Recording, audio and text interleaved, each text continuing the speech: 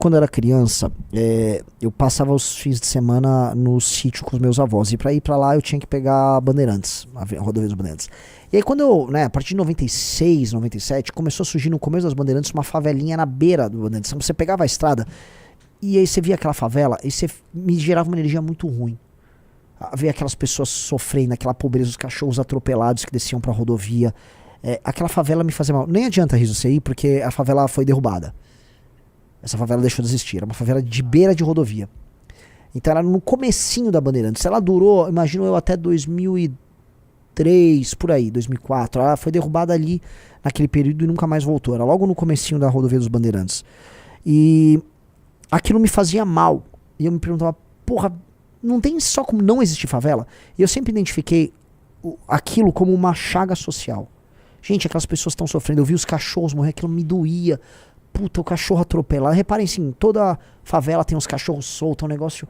E o cachorro, assim com as pessoas, eles. O cachorro assim com as pessoas, parece da Dilma falando, né? Assim, todo mundo ali tá numa situação de desamparo. É um negócio muito ruim. E só coisas ruins vão acontecer ali. Ninguém vai ser feliz na favela. E aquilo sempre foi uma coisa que me incomodou. Por que as pessoas precisam viver num arranjo tão ruim? Por que as pessoas precisam viver num arranjo tão ruim? E por que isso não é a maior das preocupações? E eu sempre via formuladores de políticas públicas, não, isso é muito difícil, não, porque tem que ver. E ainda eu, quando eu fui pra faculdade lá na USP, não, mas veja, mas por que a favela é um problema? Sabe aqueles questionadores? Não, mas por que você tem que questionar o seu questionamento? Porque e se a favela, na verdade, ela não é parte da solução? Eu lembro igual o Sócrates falava, né, que são sempre esses esquerdistas com ideias muito... E se as torcidas organizadas não são parte da solução? A revolução pode vir através das organizadas. Ele achava que as torcidas organizadas seriam uma espécie de vanguarda revolucionária um dia. E aí depois copiaram as ideias dele e na época do Bolsonaro começaram a usar a torcida organizada pra bater em manifestantes de direita. Eu tô falando sério, tá? O Riso vai lembrar. A Gaviões da Fiel era usada pela esquerda para dar porrada nos outros durante a pandemia, tá? Porque sempre termina assim. Então, reparo que todas essas grandes ideias sempre terminam em violência, né?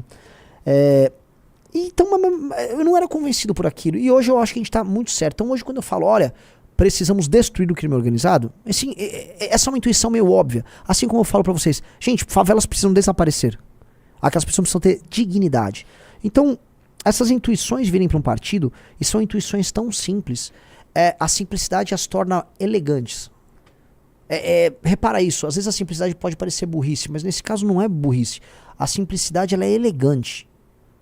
Quando a gente fala, olha, o problema da desfavelização é o mesmo problema do crime organizado. É quando você fala, nossa, é um eixo, é um tema que envolve tantas coisas. Porque, lógico, o que a gente chama de favela e chama de crime, eles se alimentam, é a mesma coisa, porque a favela é a arquitetura e o crime é a estrutura política.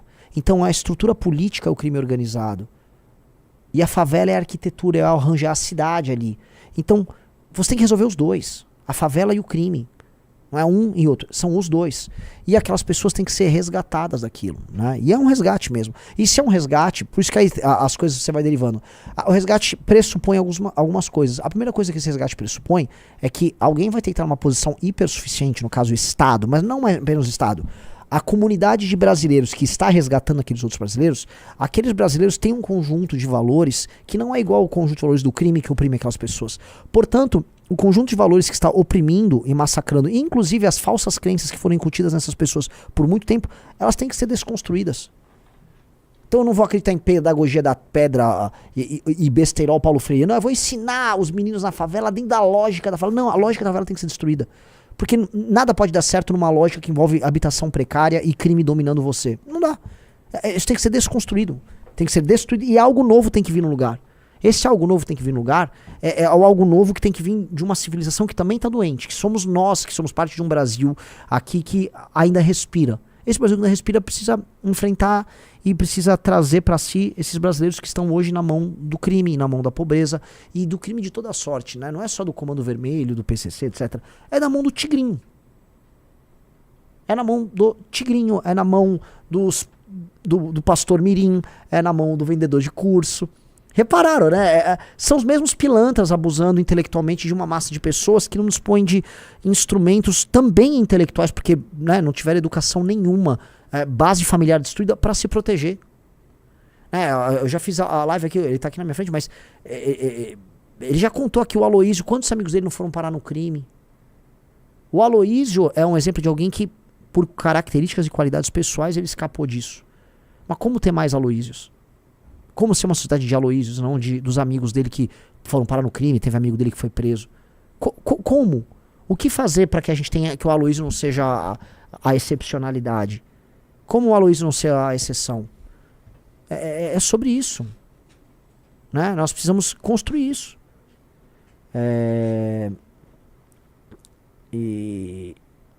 Enfim, o livro amarelo é sobre isso e a nossa luta é sobre isso. E eu tô sentindo, poxa, que o projeto político nosso, o partido tá sendo feito, as coisas estão matando tudo ao mesmo tempo. Vocês repararam nisso? Repararam que o MBL tá tendo sua imagem pública resgatada justamente no momento que nasce a missão? Repararam que a gente tá começando a pautar o debate político com ideias originais justamente no momento que nasce a missão?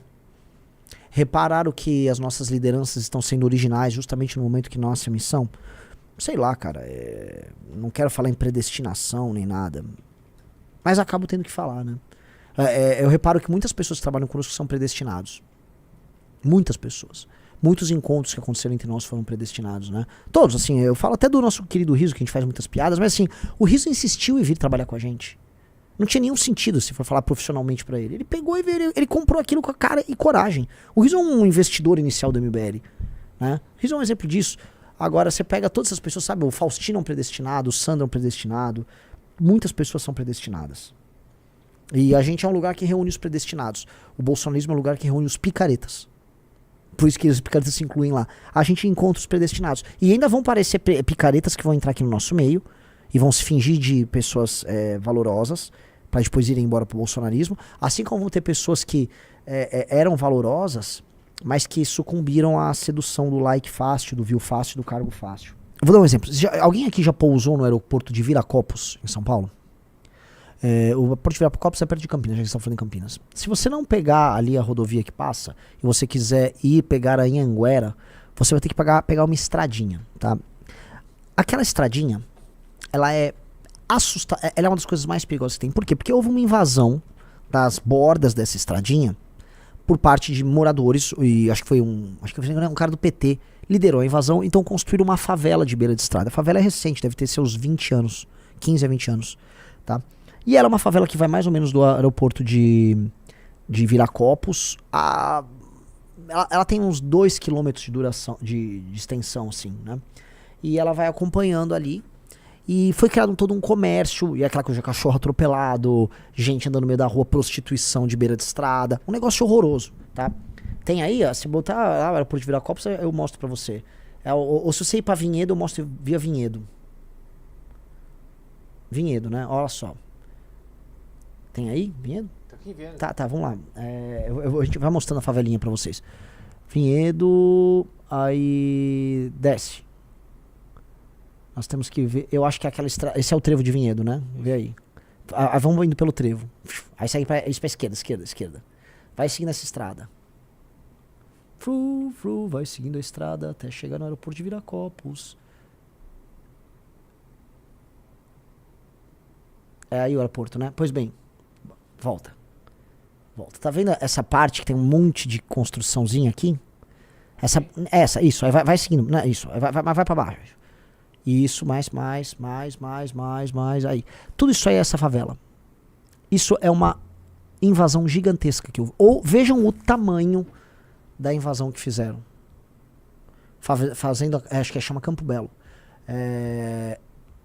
Se você aproxima lá da rodovia, dessa via amarela, vê se consegue dar um zoom ali. Ali é o aeroporto Viracopos é um aeroporto. Você consegue da Street View? Tem Street View daí?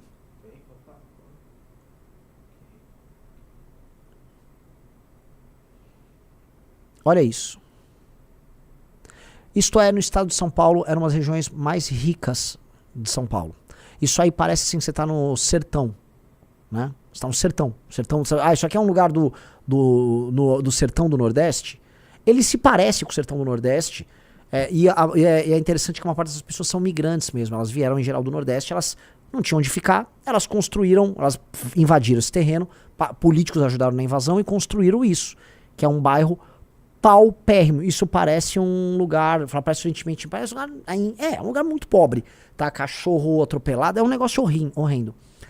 Dá o zoom out, né? Volta pra estrada, tá? Vamos lá, volta pra estrada. Então, dá o zoom na estrada. Entenda o seguinte, essa estrada, tá? Dá o zoom lá, põe o Street View. Essa estrada que vocês estavam, ela é a talvez principal via de acesso do aeroporto de Viracopos para a rodovia Anhanguera. Então o cara, imagina, você é um turista, você é um americano, você chegou por Campinas, você está num turismo de negócios, ou você está vindo para o estado de São Paulo para ter uma reunião, e o que você vê é isso. O que você vê é isso. Uma estrada esburacada. Este lugar é tomado pelo tráfico também, tá? Eu, uma vez, estava indo à noite para Indaiatuba. Tinha reunião, tinha reunião em Indaiatuba. E para ir para Indaiatuba tem que passar por essa estrada. Quem sai de Vinhedo ia para Indaiatuba. Do nada, 2 motoqueiros vão, colam atrás do carro, um joga a luz, o outro vem do lado. Eu falei, puta, eu vou ser assaltado. Eu não sabia o que fazer. Eu falei, foda-se você, eu tava com Corolla, eu vou acelerar. Eu saí acelerando, falei, bom, é linha reta e eu torcer pra não ter trânsito, porque à noite não tinha tanto trânsito. Eu só fugi, os motoqueiros eram atrás, plum, pulando lombada, nossa, cara, destruí a suspensão do carro, mas eu consegui fugir. Isso aí, galera, não deveria existir. Isso aí não deveria existir. A existência disso é grotesca. O fato do Brasil ter construído durante a Copa do Mundo, foi construído um aeroporto, quer dizer, já existia, mas foi reformado e foi transformado num aeroporto internacional.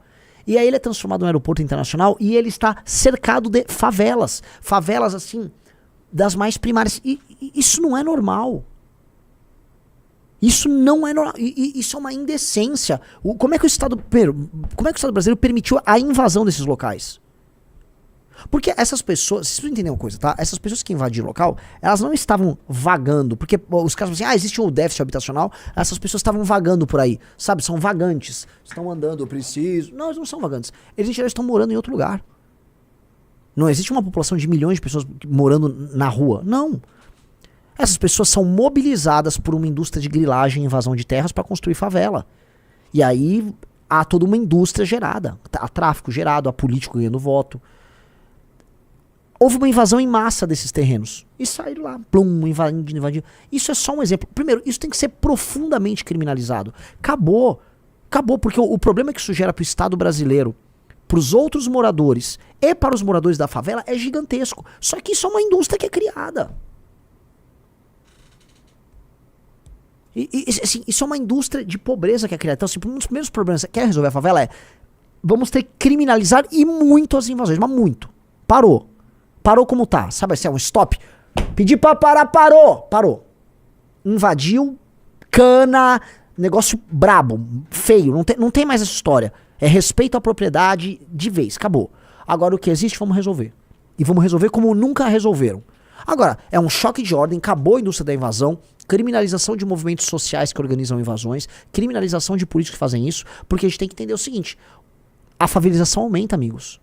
A favelização não é que ela está diminuindo, o Brasil está se favelizando. As favelas aumentaram na casa dos 45%.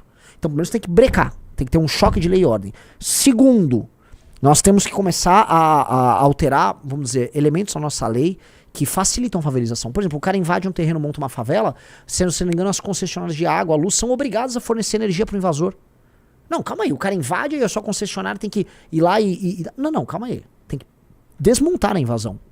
Desmonte a invasão. Ah, você tá desarigado? Tem albergue e tal. Porque existem albergues para moradores de rua. Eu sempre falo, o invasor, ele veio de algum lugar. Não é que ele em geral é tirado de cidades de outros interiores, de outros estados. Existe uma indústria ligada à invasão. Primeiro ponto. Depois, um plano construído para desmonte disso. Primeiro desmonte de toda a operação política que existe por cima disso, tanto a política institucional quanto da operação do crime. Que o crime é uma organização política ali por cima. 2, entender o que fazer do ponto de vista urbanístico aquele lugar. Aí, isso aqui vai ter, essas casas precárias, tudo derrubado. Ah, isso aqui vai fazer conjunto habitacional, isso aqui é invasão recente, tem que fazer reintegração de posse pro dono, porque propriedade tem que ser respeitada. Ah, e essas pessoas vão construir habitação em outro lugar, tem que mudar os marcos legais, que hoje um cara, não vou derrubar o que eu tenho, não. Não, vai ter que derrubar sim. Nós não somos uma nação de favelados, a gente tem que parar de aceitar que nós somos uma nação de favelados. Nós não podemos ser uma nação de favelados. Aí você tem que ter, e esse é o que a gente está discutindo, qual é o plano urbanístico que é economicamente viável para a gente construir isso. Na época que o Arthur concorreu ao governo de São Paulo, a gente levantou todo o déficit habitacional, o número de... Porque você tem que dividir entre favela, habitações precárias e habitações, habitações que precisam urgentemente ser tiradas. Sabe, favela de encosta, igual aquelas que caem no litoral e tal. Isso tudo assim, desmontado, urgente, as pessoas, é melhor botar elas num albergue, em tenda, do que deixar elas numa encosta para cair. Então você tira os emergenciais. Você tem que ver quem está em favelas que vão precisar ser demolidas e vão construir prédio no lugar. E bairros hoje que são bairros pobres, que tem algum tipo de infraestrutura, que você tem que ver maneiras de fazer regularização fundiária nesses bairros pobres, arborização, integração com o equipamento urbano e integração do ponto de vista econômico com a economia formal, para que aquelas pessoas vivam dentro da economia formal. Como fazer isso? É isso que a gente está estudando. É isso que a gente precisa fazer.